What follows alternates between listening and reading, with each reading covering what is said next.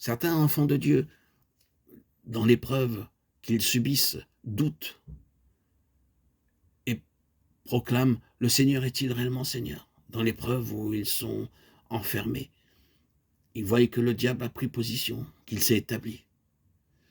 Dans nos cœurs, bien sûr, nous savons que c'est une question liée au domaine de notre foi, et nous y croyons fermement.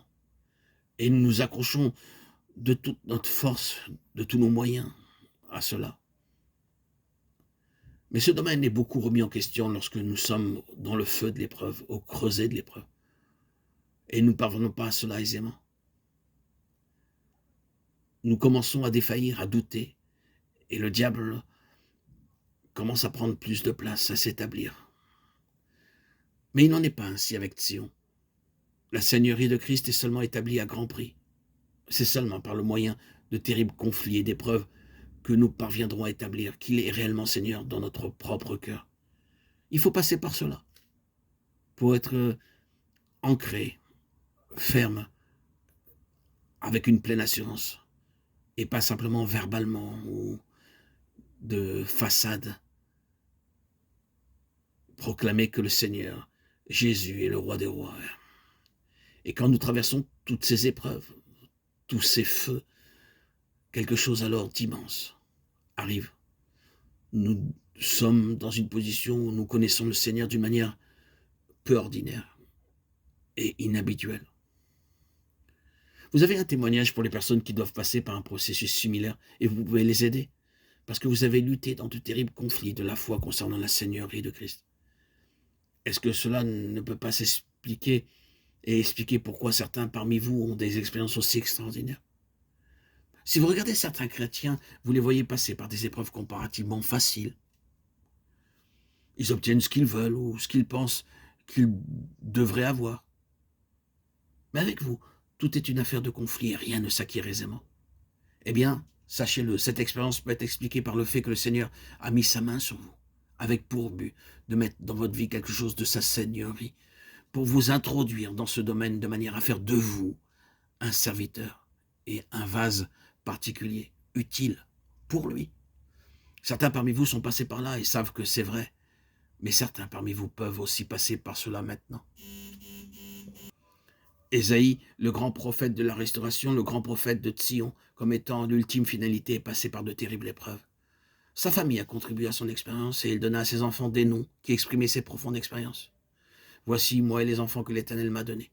Nous sommes des signes ou témoignages et des présages en Israël de la part de l'Éternel des armées, qui habite sur la montagne de Sion. Ésaïe 8, 18. Même sa famille fut introduite dans de profondes et terribles expériences par lesquelles il passait, parce qu'il était prophète, non seulement pour les nations, mais spécialement de Sion.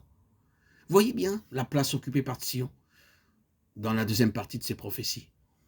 Sion devait avoir une plus grande valeur pour le Seigneur, en constituant le caractère représentatif de sa pensée, et devait parvenir à cette position dans laquelle la souveraineté du Seigneur serait quelque chose d'établi sur un solide fondement. Ce n'est pas de la doctrine, de l'enseignement, de la théorie, ni un fait historique que Jésus soit monté à la droite de Dieu.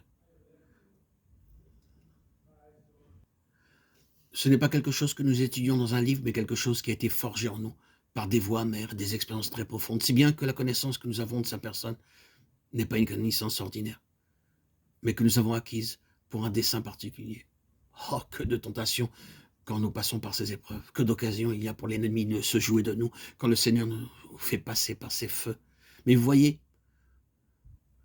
Sion est quelque chose qui se forge dans le feu. Sion, c'est le témoignage pour Israël de l'absolue souveraineté du Seigneur Jésus.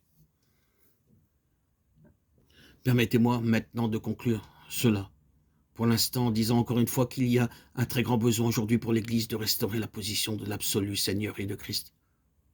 Son impact sur ce monde a très largement été perdu et la raison en est que le Seigneur Jésus n'a pas sa place comme souverain absolu. Toutes sortes de choses ont pris la place de la souveraineté absolue de Jésus-Christ, c'est-à-dire du gouvernement absolu. Conseil, comité, ou tout ce que vous voudrez occupe la place au lieu de son gouvernement exclusif.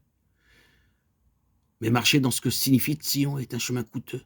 Ce n'est pas du tout une voie facile. C'est pourquoi il y a eu souvent des abandons et des choses plus faciles ont été mises à la place. Il n'est pas facile de s'attendre au Seigneur d'être gouverné entièrement par le Saint-Esprit. C'est une voie difficile. et vous serez mis de côté si vous mettez votre main sur les choses de Dieu, à l'exemple de Saül, l'homme de la chair. Vous serez jeté par le Seigneur si vous saisissez les choses avec vos propres mains. C'est de cette manière et en ces termes que la question se pose, est-il Seigneur? L'Église n'a pas été préparée à payer ce prix et elle a perdu son témoignage. Oh, frères et sœurs en Christ bien-aimés, mes chers amis, auditeurs, auditrices, puisse le Seigneur établir ce témoignage au sein de cette Église, tant désirée par le Seigneur. Que la paix soit sur nous. Amen. Alléluia. Que la paix du Christ puisse nous aider à remporter la victoire et restaurer tout le corps de l'Église que nous sommes